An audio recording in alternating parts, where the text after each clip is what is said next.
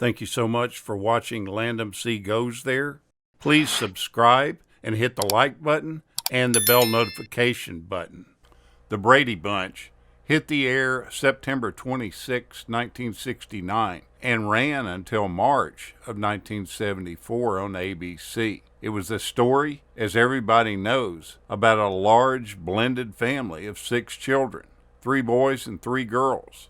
This series, with its wholesome family viewing appeal, was a ratings titan in its time slot and was ABC's key to victory in the ongoing ratings war that was going on at that time. This show became known as a giant killer. The network originally brought the Brady family to air as a lead-in their Friday night programming block. The show was initially meant to tee up their primetime schedule, but at that time it wasn't considered to be that big or important. But it quickly proved itself to be a worthy adversary, frequently outdoing whatever network opposition CBS introduced at that time slot. One of the first shows to be slayed by the Brady Bunch was the Tim Conway Show. Conway's show was canned after just 13 episodes.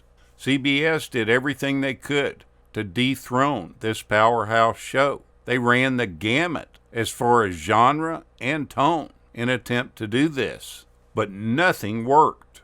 So what really made the Brady Bunch such a great hit? Because among critics, it wasn't liked very much at all, and it didn't win many awards initially.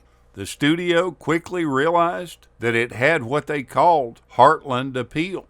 They said it was kind of like the Lawrence Welk Show. Maybe people didn't like it in New York or Los Angeles, but everybody in between watched it. During the run of the show, Florence Henderson lobbied the producers constantly to allow Carol Brady to get out into the workforce. She thought that that would be more in line with how things really were in life at that time. The producers decided to keep her character unemployed, though. Now, it's pretty much a known fact nowadays that Robert Reed was a closeted gay man. Florence Henderson often noticed early on that he appeared really uncomfortable acting in a romantic manner with her. He went on to tell her the truth in private. They ended up working around this problem. They would rehearse kissing and hugging scenes off camera so that it would all look very natural when it came time to film. The entire cast kept his sexual orientation a secret until after his death.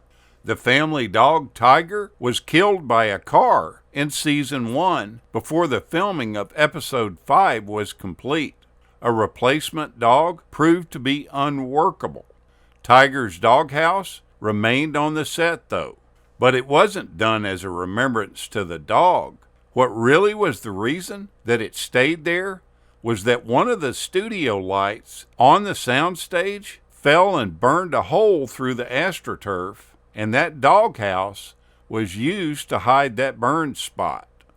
Robert Reed was completely written out of one of the shows. That was the show's final episode, entitled The Harebrained Scheme.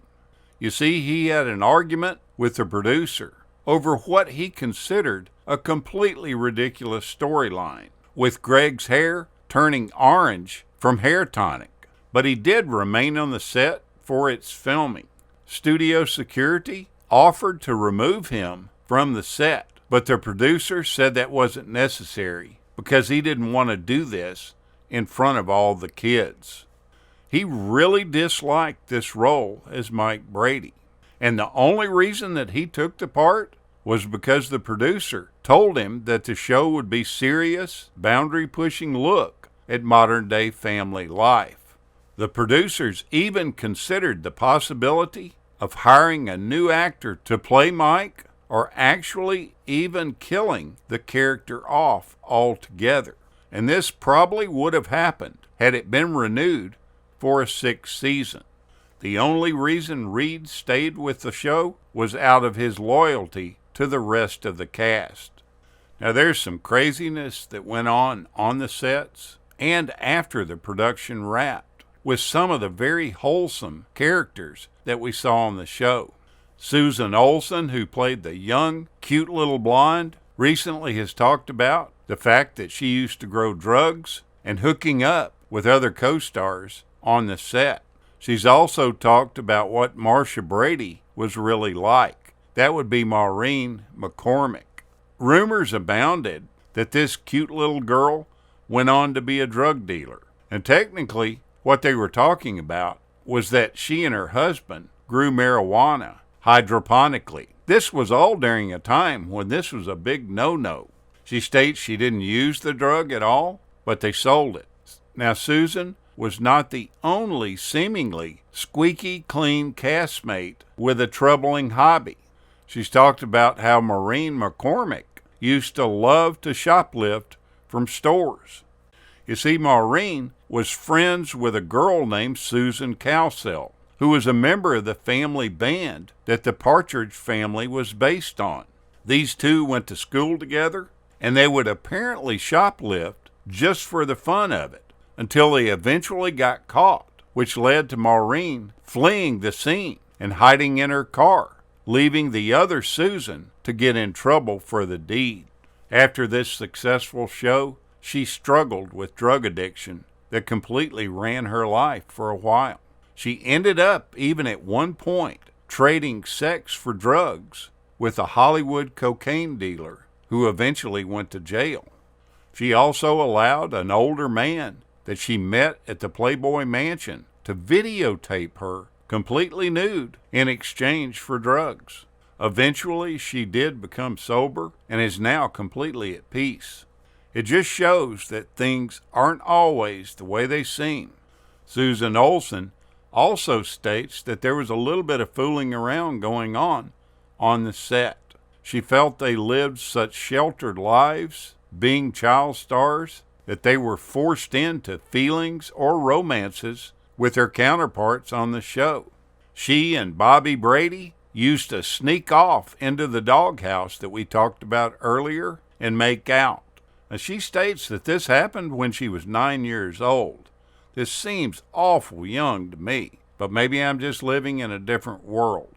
No matter how you look at the way things turned out, this was a groundbreaking and fun show from the 70s. Take a look back at it. I think you'll enjoy revisiting the memories that this show spurs when you watch it. Thank you so much for watching, and we'll continue to chase the classics.